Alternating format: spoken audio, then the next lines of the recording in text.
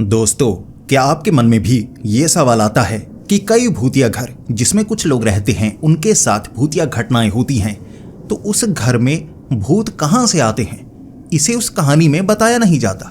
लेकिन आज जो कहानी मैं आपको सुनाने वाला हूं ना, उसमें मैं आपको ये बताऊंगा एक घर में आखिर एक जिन्न का वास कैसे हुआ। वो घर ऐसे नहीं था कि पुराना पड़ा हुआ था और वहां पर एक जिन्न ने अपना वास बना लिया, बल्कि कहा जाता है कि उस घर को ही जिन्न ने बनाया था और जो भी परिवार उस घर में रहने की कोशिश करता है शापित हो जाता है और उनका अंत बड़ा ही दर्दनाक होता है। दोस्तों, आज जो कहानी मैं आपको सुनाने वाला हूं ना, ये बेहद डरावनी और खौफनाक है। मेरा यकीन कीजिए, आपको भी अंदर तक डर लगेगा। तो हेडफोन लगा लीजिए, कमरे की लाइट्स ऑफ कर लीजिए, क्योंकि ये वक्त हो रहा है डरने का। ये कहानी है केरल के एक छोटे से गांव की। मैं उस गांव का नाम आपको बताना नहीं चाहता, लेकिन वहां पर एक घर आज भी मौजूद है जहां पर कोई रहना नहीं चाहता। कई बार उस घर को बेचा गया और उस घर में रहने वाले कई लोग दुर्घटनाग्रस्त होकर मारे गए।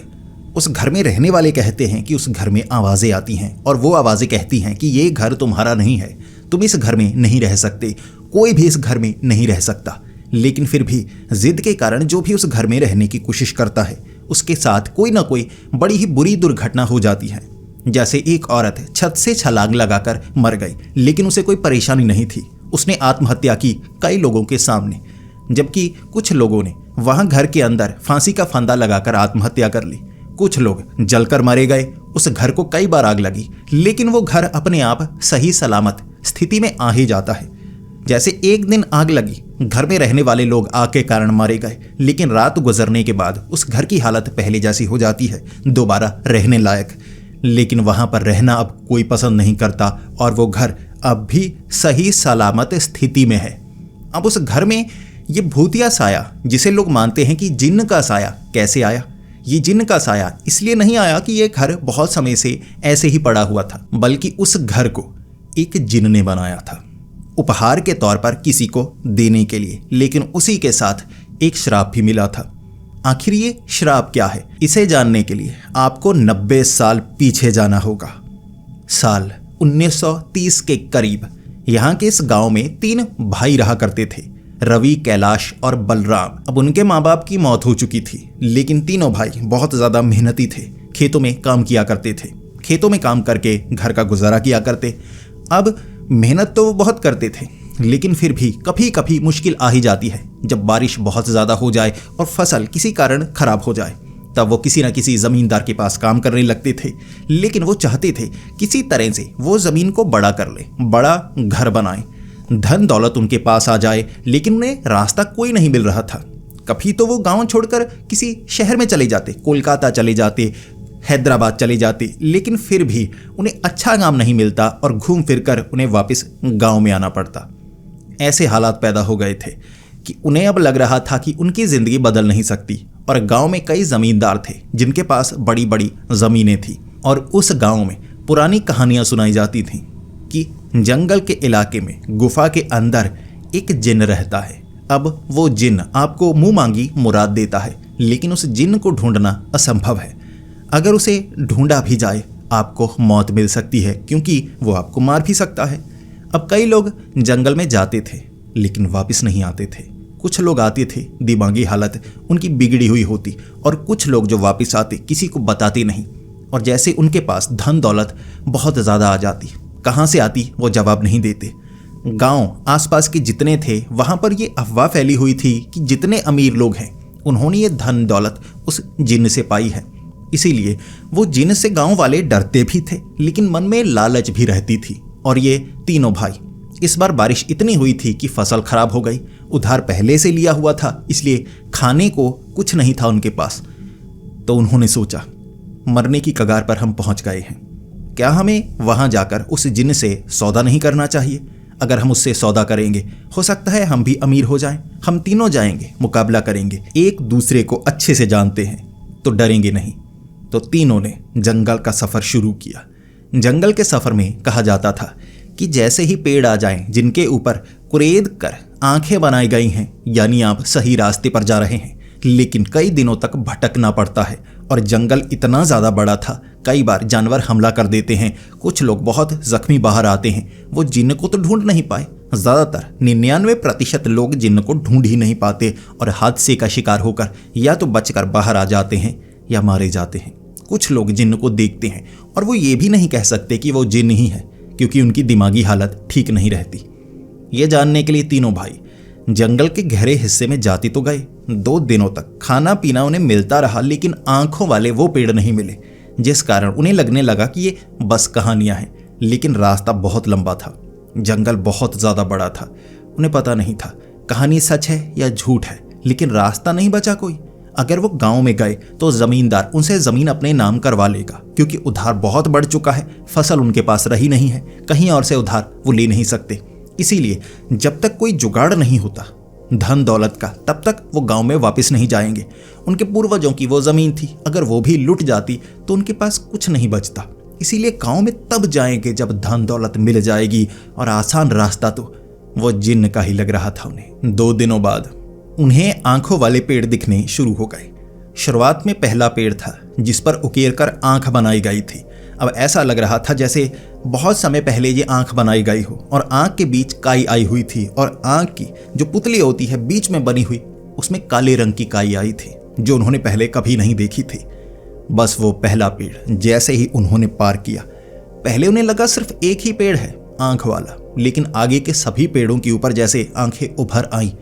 उन्हें भ्रम सा महसूस हुआ कि कहीं और आंख नहीं थी, अब हर पेड़ पर आंख ही आंख है। और वो पीछे मुड़कर देखने के लिए आए कहां से उन्होंने आंख वाले पेड़ की शुरुआत की है। पीछे कहीं भी बिना आंख वाला कोई पेड़ नहीं था, हर पेड़ के ऊपर जैसे आंख उभर आई थी। उस दिन कई घंटों तक आंखों वाले पेड़ों के बीच वो फंसे रहे।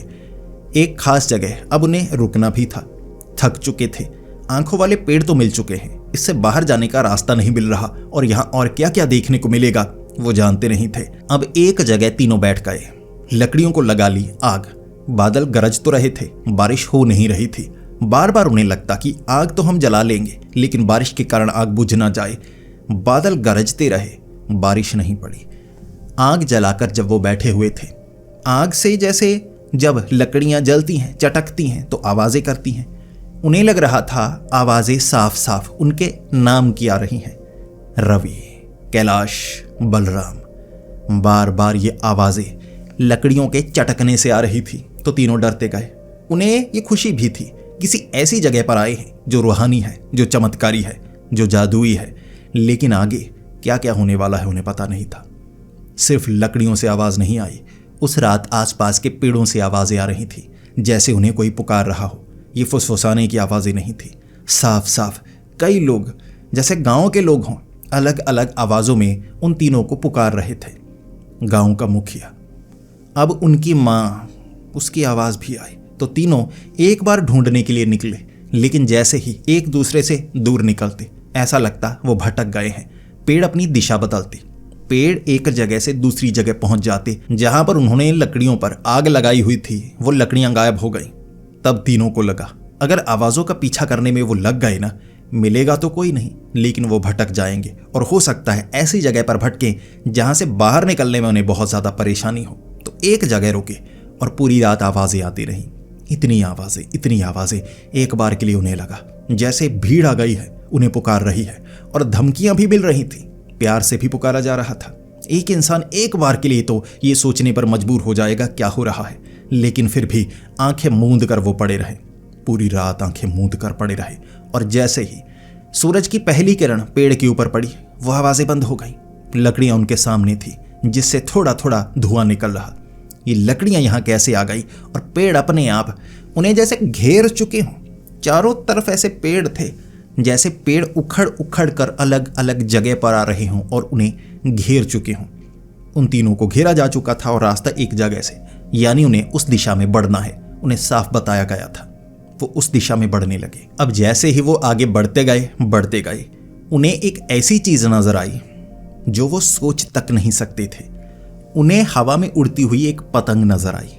चमकीली सी वो पतंग थी, लेकिन वो हवा में लहराए जा रही। थोड़ा सा नीचे आती पतंग फिर से ऊपर चली जाती, और उसकी एक डोरी थी, कच्चा धागा सा था जो जमीन को छूता हुआ। पतंग उतनी ऊंचाई पर उड़ रही और धागा बिल्कुल छूता छूता आगे बढ़ रहा, जैसे उन्हें रास्ता दिखाया जा रहा हो। पहले पहले वो पतंग का पीछा करने लगे। जैसे जैसे वो पतंग का पीछा करते जाते, उन्होंने एक खास चीज नोटिस की कि पतंग गोल गोल घूम रही है। हवा ऐसी है ना तो पतंग को उड़ाकर लेकर जाती है, ना पतंग की डोरी को पकड़ा जा सकता है। बस पतंग गोल गोल उसी जंगल में घुमाकर उसी खास जगह ले जाई जा रही है जहां पर वो कई सारे पेड़ गोल गोल तरीके से लगे हुए थे। उन्हें लगा कि शायद ये पतंग उन्हें भटकाने के लिए है, रास्ता दिखाने के लिए नहीं। तो उन्होंने पतंग से दूरी बनाने की कोशिश की।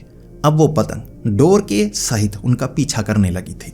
पतंग बिल्कुल हिलते हिलते उनके पीछे थी और ये चमत्कारी सा जंगल जहां पर हर चीज अलग, उन्हें लालटेन नजर आई। आग की लालटेन पेड़ों के ऊपर टांगी गई थी।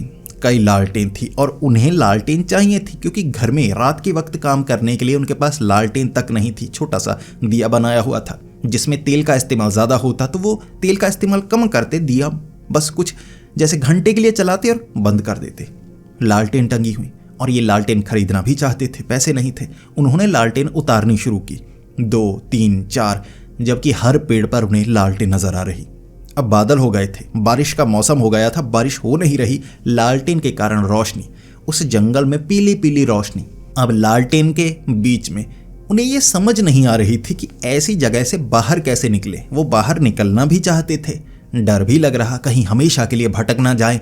लेकिन वहां पर ऐसे फलों वाले पेड़ भी थे, कुछ ऐसी चीजें जो वो खा सकते थे, तो उनका गुजारा हो पा रहा। कहीं ना कहीं छोटी मोटी जैसे बारिश वाली नदी मिल जाती तो उससे पानी पी लेते तो बस जिंदा थे, गुजारा हो पा रहा। बस यही कारण था, ना तो वो जंगल से बाहर जा रहे और जंगल में वो जिन सच में मौजूद है या नहीं, उन्हें वो भी नहीं मिल रहा। अब इतने दिन उनके यहां पर बीत चुके थे, ना तो उन्हें कोई जानवर नजर आया, ना कोई पंछी नजर आया। एक ऐसा जंगल जहां कोई जानवर नहीं है, पंछी नहीं है, कीड़े मकोड़े तक मिट्टी पर रेंगते हुए नहीं नजर आए, ऐसा जंगल का हिस्सा तो कहीं मौजूद हो ही नहीं सकता। आप ही सोचिए, ऐसा हिस्सा अगर आप वहां पहुंच जाएं, एक बार के लिए तो झटका लगेगा। यहां कोई जिंदा रह पाता है या नहीं, वो भी जिंदा बच चुके हैं या नहीं, या उनके साथ भी कुछ बुरा हो चुका है। बस किसी तरह आगे बढ़ते रहे अपनी हिम्मत बांधे हुए। और उस जंगल में पहाड़ियां नहीं थी, मैदानी इलाका था। तो जंगल के बीच में दूर से उन्हें एक पहाड़ी नजर आई, अकेली पहाड़ी थी। जंगल के बीच उन्हें साफ नजर आ रहा, पहाड़ी के शिखर पर रोशनी है। शिखर से थोड़ा नीचे रोशनी दूर दूर तक फैली हुई और वो पहाड़ी की तरफ बढ़ने लगे। देखना चाहते थे इस जंगली इलाके में कोई पहाड़ी मौजूद है, हमें तो कभी नहीं बताया गया, देखकर आते हैं। इकलौती पहाड़ी, वैसे पहाड़ी श्रृंखला होती है, छोटी छोटी कई पहाड़ियां। यहां तो एक सीधी ज्वालामुखी के आकार की एक पहाड़ी बनी हुई। वो पहाड़ी के ऊपर चढ़ने लगे। अब जैसे जैसे पहाड़ी के ऊपर चढ़ते गए उन्हें साफ नजर आ रहा, जहां से रोशनी आ रही है वो एक गुफा के समान है। जैसे पहाड़ी में बना हुआ एक छेद, बड़े बड़े पत्थर आसपास हैं और उन पत्थरों पर, उन पेड़ों के ऊपर आंखें उकेर कर बनाई गई हैं। और जो आंखें उकेर कर बनाई गई हैं उसमें रंग भी भरा हुआ है। काई का रंग या पत्ते निचोड़े गए हैं, फूलों को रंग वाले निचोड़ कर उसमें रंग भरा गया है। जब वो उस गुफा में पहुंचे थे, गुफा के अंदर से सांस लेने की आवाजें आ रही। अब ये सांस लेने की आवाजें इतनी ऊंची थीं, इतनी ऊंची थी कि ऐसा लग रहा था जैसे अंदर कोई ऐसा जानवर है जो बहुत विशाल है। हवा का झोंका उस गुफा से बाहर की तरफ आ रहा था। तीनों एक बार के लिए वहां खड़े हो गए। ये उनकी जिंदगी का सबसे बड़ा डिसीजन था कि अंदर जाना है या नहीं, क्योंकि अब वो ऐसी जगह आ चुके हैं जिसके बारे में बताया जाता है, गुफा का वो जिन्न। लेकिन इतना सफर तय करके आए थे तो सोचकर तो आए थे, जिंदा चाहे ना बचे लेकिन जिन्न को ढूंढेंगे और कोशिश करेंगे धन दौलत हमें मिल पाए। तो उस गुफा के अंदर वो घुसे, उस आवाज का पीछा करने लगे। कहां से सांस की वो आवाज आती है, इतनी तेज हवा का झोंका निकलता है जैसे कोई सांस लेता हो। और उस गुफा के अंतिम छोर तक वो पहुंचे। बड़ी सी जगह थी, वहां सामने एक सिंहासन बना हुआ, पत्थरों का सिंहासन, और हर एक पत्थर अलग अलग था। कुछ चमकीले थे, कुछ साधारण थे, कुछ मिट्टी के जैसे ढेले से बने हुए। ऐसे सिंहासन बड़ा गंदा और घटिया सा, और उस पर एक छोटे से आकार का एक इंसान बैठा जिसकी उम्र काफी ज्यादा होगी। बूढ़ा था, शरीर पर कपड़े तो नहीं थे लेकिन झुर्रियां शरीर पर बहुत ज्यादा। जैसे बहुत बीमारियां उसे लगी हुई हों, और सर नीचे की तरफ करके उस पर बैठा हुआ। जैसे ही वो आगे बढ़ने लगे, उन्होंने आवाज लगाई, क्या आप जिन हैं? वो सोच कर आए थे ऐसी जगह पर कोई जिंदा कैसे हो सकता है, इतनी दूर जहां कोई रहता नहीं, तो खाने पीने की चीजें भी यहां तक पहुंच नहीं पाती होंगी, और आसपास कोई और नहीं है। अकेले ऐसे जंगल के हिस्से में रहना सुरक्षित नहीं होगा, ये जिन ही है। तो उन्होंने बात करने की कोशिश की, जवाब कोई नहीं मिल रहा। और सामने जैसे एक प्याला पड़ा हुआ था पत्थर के ऊपर, बिल्कुल उस सिंहासन के सामने।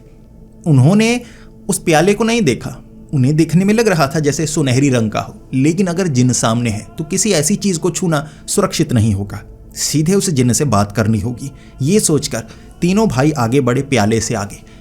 उस बूढ़े आदमी ने सीधा सीधा कह दिया, उस प्याले को उठाना होगा, ये रूहानी प्याला है, रूहानी प्याले को उठाओगे तो मुझसे बात कर सकते हो। अब मैं और कोई जवाब नहीं दूंगा, अगर तुमने मेरे करीब आने की कोशिश की तो तीनों को मार दूंगा। तीनों ने अपने कदम पीछे कर लिए, उसके बाद उस प्याले को उठाया। ये एक अजीब रहस्यमय प्याला था, हाथ में उठाते ही उसका रंग जैसे चांदी जैसा हो गया, सुनहरी प्याला चांदी जैसा हो गया। ये एक रूहानी प्याला था, और सामने जो जिन था वो भी तो रूहानी ही था। उन्होंने प्याला उठाया, तीनों ने अपना अपना हाथ उस प्याले पर लगाया, और सामने से वो जिन हंसने लगा। जिसके शरीर पर झुर्रियां पड़ी हुई थीं, उसके शरीर पर कपड़े भी आ गए, उसका रंग भी बदल गया। वो बूढ़ा नहीं, अब जवान हो चुका था, लेकिन उसका चेहरा बड़ा भयानक था, शरीर भी बड़ा तगड़ा, इतना तगड़ा था कि तीनों को मसल कर जैसे कुचल सकता था। हंसता हुआ कहने लगा, यहां तक आए हो यानी मरना चाहते हो? तो तीनों ने जवाब दिया, हम मरने के लिए नहीं आए हैं, हम धन दौलत पाने के लिए आए हैं। तो उस जिन ने कहा, हर चीज की एक कीमत होती है, यही सृष्टि का नियम है, तुम्हें भी कीमत चुकानी होगी, और बदले में तुम्हें वो मिलेगा जो तुम चाहते हो, लेकिन जो चाहते हो अगर वो बड़ा हुआ तो कीमत भी बड़ी होगी। तीनों घबराए, उनके पास कोई रास्ता नहीं बचा था। तो तीनों ने कहा कि हम हर तरह का खतरा मोल लेने को तैयार हैं, आप बताइए हमें काम क्या करना होगा? उसने कहा, मुझे कोई काम की जरूरत नहीं है, मैं हर चीज खुद पा सकता हूं, लेकिन अगर तुम्हें कुछ चाहिए तुम्हें वैसा करना होगा जो कीमत के समान हो। तीनों की मांग अलग अलग है, तीनों धन दौलत चाहते थे, लेकिन तीनों की सोच अलग थी कि उस धन से क्या करना है। तीनों की जिंदगी अलग थी, तो तीनों के काम भी अलग होंगे, ये जिन ने कहा था। और तीनों को जो काम दिए गए वो इस जगह पर उन्हें करने होंगे। सबसे पहले रवि को उस जिन ने एक तरफ का कुआं दिखाया। उस कुएं के अंदर बहुत अंधेरा था। उसने कहा, एक दिन तुम्हें इस कुएं में बिताना होगा, ये काम आसान नहीं होगा, कुएं में पानी भी है और भी बहुत कुछ है, एक दिन तुम बिता नहीं पाओगे। क्या ये काम करना चाहते हो? क्योंकि तुम्हारी मांग सबसे ज्यादा बड़ी है, सबसे ज्यादा धन भी तुम्हें चाहिए, और जिंदगी में हर अच्छी चीज भी तुम्हें चाहिए। इस कुएं में चले जाओ। जो रवि था उस कुएं में बढ़ने लगा। जैसे ही उस कुएं के अंदर देखा, कुएं की जो दीवारें थी वहां से हाथ बाहर की तरफ निकल रहे थे नोचने के लिए। अब उसे अंदर जाना था, और जिन ने साफ कहा, काम तुम्हें करना होगा, बदलाव नहीं होगा, अगर तुम इस काम को नहीं करते मैं तुम्हें मार डालूंगा। तुम यहां पर आए हो, या तो काम करो या सजा भुगतो। अब सीधे मरने से अच्छा था कुएं में जाना, क्योंकि अब यहां पर आए थे तो खतरा तो मोल लेना ही पड़ेगा। जिसके बाद रवि उस कुएं में उतरने लगा। हाथ उसे नोच रहे थे, बीच में अंधेरा था। अब कुआं इतना गहरा था, इतना गहरा था कि वो जो हाथ थे ना, उसे खींचते खींचते नीचे ले गए, और वो चीखता रहा, लेकिन उस गहरे कुएं में बहुत नीचे तक गया। उसकी आवाज आना तक बंद हो गई बाकी दोनों के लिए।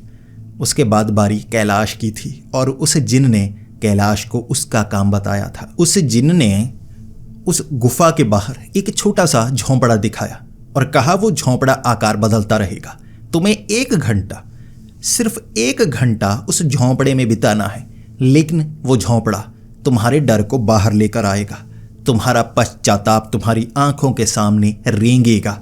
तुम्हें बस 1 घंटा बिताना है, तुम बिता सकते हो।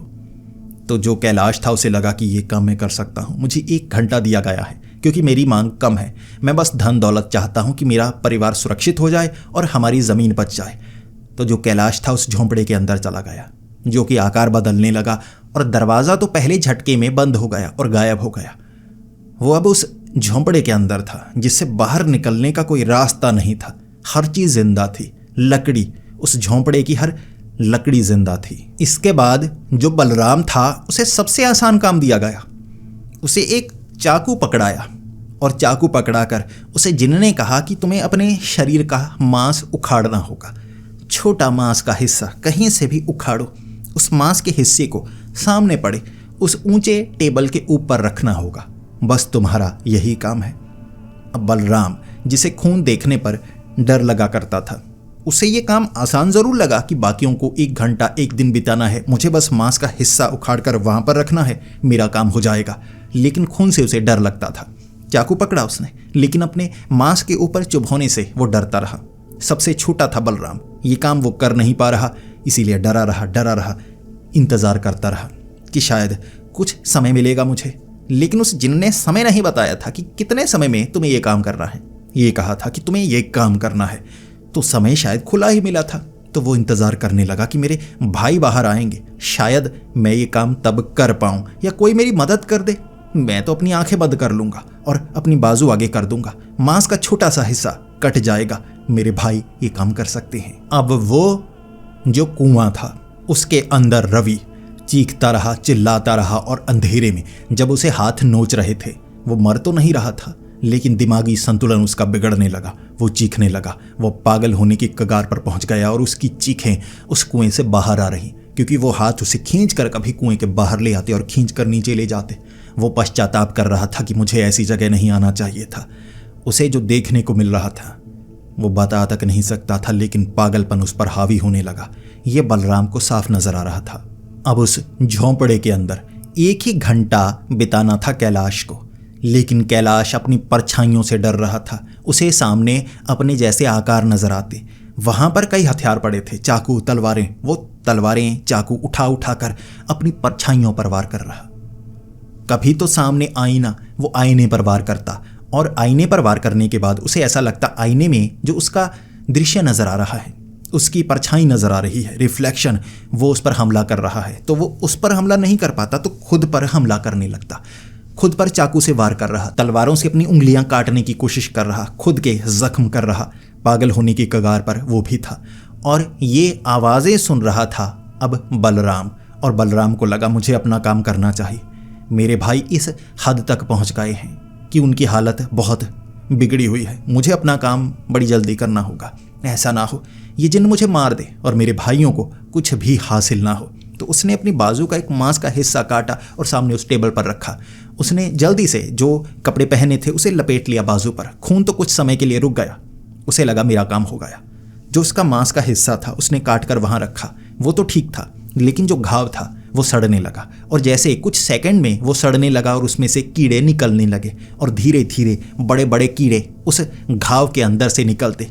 उसे अपना शरीर सड़ता हुआ महसूस हो रहा था और ये और भी ज्यादा भयानक था उन दोनों की सजा से। ये महसूस किया बलराम ने। पूरा दिन ऐसे निकला। भयानक तौर पर चीखता रहा बलराम, क्योंकि शरीर पर कीड़े पड़ चुके थे। घाव वही था, लेकिन रेंगते हुए कीड़े शरीर के अंदर उसे महसूस हुए। कुएं के अंदर तो रवि रोता जा रहा। कैलाश भी उस झोंपड़े के अंदर था। किसी तरह 1 घंटे बाद जब वो बाहर निकला, वो अपना सर जमीन पर मार रहा था कि जो है इसके अंदर है, बाहर कुछ नहीं। वो भी आधा पागल हो चुका था, लेकिन अब बाहर आया तो उसे लगा वो बच चुका है। 1 दिन बाद उस कुएं से रवि भी बाहर आया था और वो भी पागल होने के कगार पर था। लेकिन 1 दिन बीत गया। उसके बाद जो रवि था उसकी सजा खत्म हो चुकी थी, उसका काम खत्म हो चुका था, बलराम का काम खत्म हो चुका था और तीनों का काम खत्म हुआ तो उनकी सजा भी खत्म हुई। बलराम का घाव भर गया जैसे साधारण घाव होता है, कोई कीड़ा नहीं, कुछ नहीं।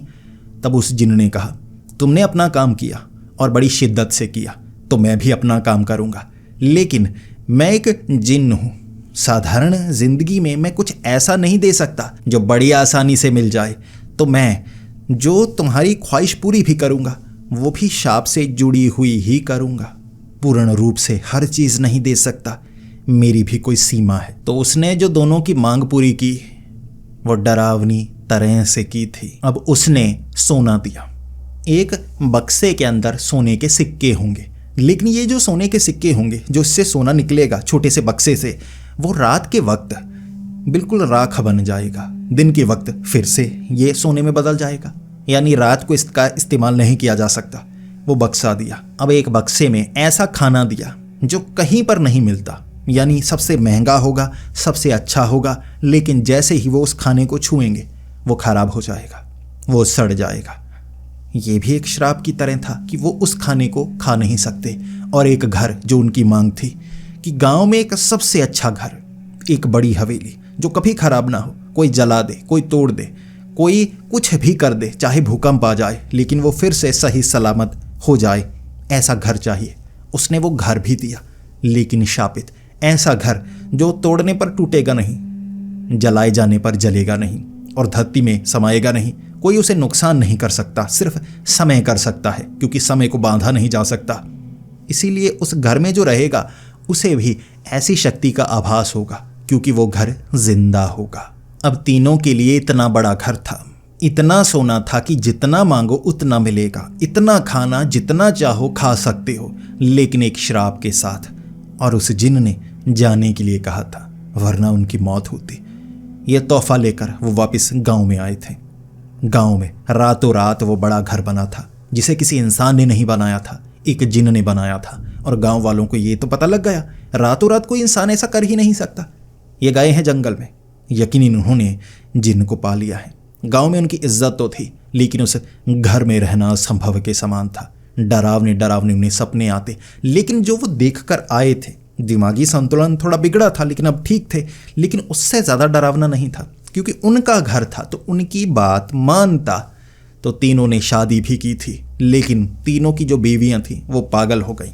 धीरे धीरे उनका दिमागी संतुलन भी बिगड़ने लगा। उनके जो बच्चे थे वो पागल पैदा हुए। ये घर का श्राप था। सोने को वो धोखे से बेचते, जो रात को राख बन जाता। इसीलिए उस सोने को सिर्फ वही दोबारा सोना बना सकते थे। तो वो जब किसी को दिन के वक्त देते, रात के वक्त अपने आप राख बन जाता। तो दुश्मन उनके कई पैदा हो गए। अब वो जो खाना अच्छा अच्छा था उसे वो बेच सकते थे, खा नहीं सकते थे, छू नहीं सकते थे, तो वो उसे बेचते। ऐसे उन्होंने अपना काम चलाना शुरू किया, लेकिन उस घर ने उन्हें बर्बाद कर दिया। तीनों भाई अपनी उम्र भोग कर मारे गए। उनकी पत्नियां तो पहले मर चुकी थी, बच्चे पागल थे, धीरे धीरे बीमारियों के कारण वो भी मारे गए। इस तरह वो जो घर था उनका इस्तेमाल तीनों भाई नहीं कर पाए। ये एक शापित घर, शापित हवेली बन गई। 3 मंजिला ये हवेली, जिसमें 12 से 15 कमरे हैं, एक शाही महल के समान, जिसको खरीदने की कोशिश बाद में कई लोगों ने की। एक अंग्रेज अफसर को भी ये हवेली पसंद आई थी। कहानी सुनने के बावजूद उसने कहा, मैं यहाँ पर रहना चाहूँगा, मैं यहाँ से काम करूँगा, इस गाँव को मैं शहर में बदल दूँगा। लेकिन 15 दिन बाद उसने उसी हवेली के अंदर फांसी का फंदा लगाकर आत्महत्या कर ली थी। अब उसके जो बच्चे थे उसने खुद जलाए, आग में झोंक दिया, बच्चों को मारा, खुद खुदकुशी की। उसकी बीवी बाहर थी उस समय। उसकी बीवी को ये पता लगा तो वो भी हैरान कि ये इतना पागल तो नहीं था। अब उस घर में जो रहा, इतने सालों में जो रहा, उसके साथ दुर्घटनाएं हुई। किसी ने छलांग लगा दी, किसी ने फांसी का फंदा लगाया, कभी घर जल गया, रातों रात घर ठीक हो जाता, जैसे उस घर में कुछ हुआ ही ना हो। इतना समय बीत गया, समय के साथ वो घर पुराना लगने लगा है, लेकिन अब भी वहीं पर खड़ा है। मरम्मत करने के बाद उसमें रहा जा सकता है, लेकिन गांव वालों की वो भयानक कहानियां कि ये हवेली, ये घर जिंदा है, श्राप उस जिन्न का जो जंगल में है, अब उसे कोई ढूंढ नहीं पाता। तो दोस्तों, अब आप बताइए, अगर आपको ऐसी कोई बड़ी हवेली मिले, लेकिन उसके साथ ऐसी कहानी भी मिले, क्या आप उस घर में रहना चाहोगे? ये घर कोई ऐसा नहीं है जहां दुर्घटना हो गई और वहां पर कोई प्रेत आत्मा भटकती हुई नजर आती है, बल्कि इस घर को तो बनाया ही जिन ने था। जिंदा घर कहकर बनाया था। आप वहां रह सकते हैं, तो बताइए किस कीमत पर आप ऐसे घर में रह पाएंगे? और रहना उसी के अंदर है, बाहर नहीं जाना है, कोई चालाकी नहीं। क्या आप रह सकते हैं? अपनी ज़िंदगी के साथ खिलवाड़ कर सकते हैं? और ये कहानी कैसी लगी वो भी ज़रूर बताइए। अगर ऐसी कहानियाँ सुनना आपको पसंद है तो हमारे इस चैनल को सब्सक्राइब ज़रूर कर लें। इस चैनल पर मैं आपके लिए लेकर आता हूँ भयानक और डरावनी कहानियाँ, इसी के साथ तड़का लगाता हूँ थोड़ी सी अतरंगी कहानियों का भी। अतरंगी कहानियाँ भी अगर आपको सुनना पसंद है तो हमारे इस चैनल पर ढेर सारी अतरंगी कहानियाँ आपको मिल जाएंगी। और बब्बन तांत्रिक की सीरीज़ मिस मत कीजिएगा। एक बार शुरू कर दी, 41 एपिसोड आ चुके हैं। 41 एपिसोड सुने बिना आपको रात को नींद नहीं आएगी। मन नहीं लगेगा तो शुरुआत कीजिए बब्बन तांत्रिक की ऑटो बायोग्राफी का। तो दोस्तों मिलते हैं अगली वीडियो में, तब तक के लिए डरते रहें।